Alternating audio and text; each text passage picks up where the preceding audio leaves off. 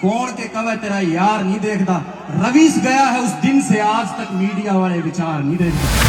इधर इस देश में 17,000 न्यूज़पेपर, 900 से ज्यादा प्राइवेट सैटेलाइट टीवी चैनल और लगभग 1,50,000 रजिस्टर्ड पब्लिकेशन, जिसमें डायरेक्टली और इनडायरेक्टली हजारों जर्नलिस्ट काम करते हैं। पर इतने सारे लोगों में भाई ढंडा न्यूली वाले ने सिर्फ रवीश का नाम लिया।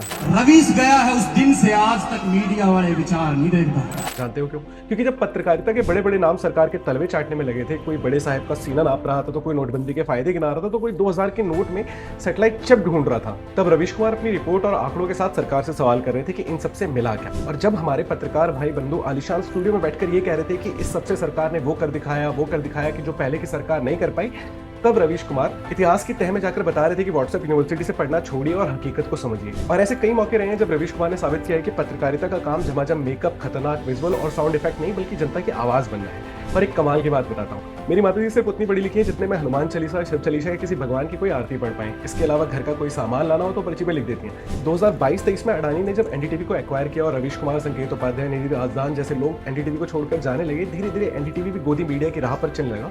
तो मेरी माताजी ने एक दिन मुझसे कहा कि अब एनडीटीवी भी बाकी जैसा हो गया। और मुझे पता है ये बात बड़ी अजीब क्यों लगी, क्योंकि ना तो मेरी माताजी को वर्ल्ड पॉलिटिक्स का पता है, ना ही वो फेमिनिज्म को समझती है, ना ही उन्हें इस बात से मतलब है कि किसने एनडीटीवी को खरीदा, किसने बेचा।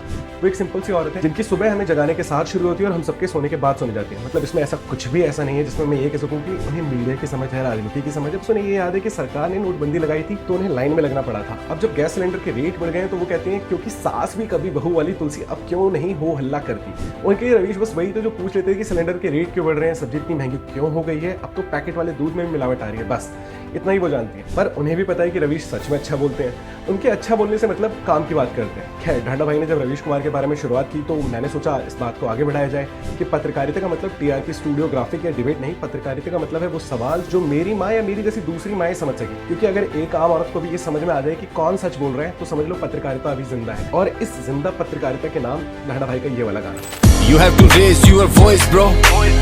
There is no alternative choice, bro.